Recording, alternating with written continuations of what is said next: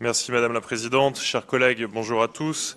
Effectivement, le rapport que j'ai l'honneur de vous présenter ce matin revêt, comme vous le savez, une importance capitale.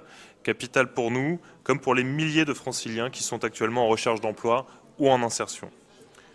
Autant j'ai été et je reste un opposant vigoureux à la réforme de l'apprentissage, dont je continue de penser qu'elle a des impacts terrifiants pour nos apprentis, autant je n'ai jamais hésité à saluer l'effort du gouvernement en faveur de la formation professionnelle à travers le plan d'investissement compétences qui vous est présenté ce matin.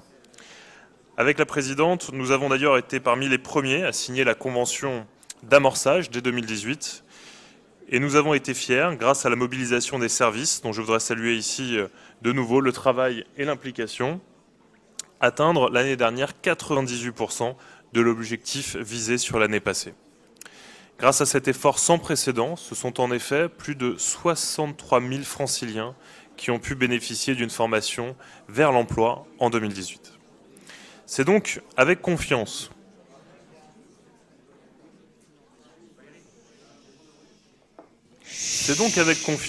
que dès le mois de novembre, nous avons proposé à l'État de nous engager sur la version pluriannuelle du plan pour un montant de 250 millions d'euros par an. En effet, fort d'une relation de confiance mutuelle en 2018, les conditions financières du pacte 2019 nous paraissaient devoir aller de soi. Malheureusement, elles ont été drastiquement modifiées, et je vous passe les détails techniques sur lesquels je reviendrai si vous le souhaitez, mais qui ont été longuement abordés en commission, qui font que, bien que nous ayons bien fonctionné l'année dernière avec souplesse, désormais les conditions sont nettement plus drastiques et ressemblent d'une certaine manière à ce que nous pouvons connaître sur le financement des fonds européens, le fonds FSE par exemple. Avec désormais un contrôle permanent, des avances transformées en remboursement, une complexité de la gestion, et puis une interrogation sur laquelle nous reviendrons, à savoir des fonds intégrés dans la contractualisation financière, des conditions qui, vous en doutez, n'étaient pas acceptables pour la région, et c'est pourquoi, bien que nous ayons été prêts dès novembre dernier, se sont enchaînées de longues négociations avec les services de l'État pendant des mois, pour ne pas dire des semaines. Et effectivement, comme elles ont duré jusqu'au dernier jour, voire aux dernières minutes, et cela a expliqué la mise en ligne tardive du rapport, comme j'ai eu l'occasion de le dire, en commission formation, emploi et apprentissage. Ainsi, pour protéger les intérêts financiers et l'indépendance de la région, nous avons poursuivi nos échanges avec l'État et nous avons obtenu un certain nombre de victoires, notamment celles concernant la contractualisation.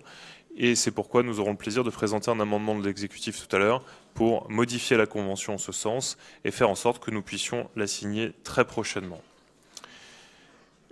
Des 250 millions d'euros espérés au départ, il n'en reste, comme vous le constaterez, que 166 soumis à votre approbation aujourd'hui, dont 110 millions qui sont inscrits pour abonder nos dispositifs existants et 56 millions d'euros supplémentaires pour des actions nouvelles que je vous proposerai d'investir dans des actions en destination de nos publics les plus fragiles.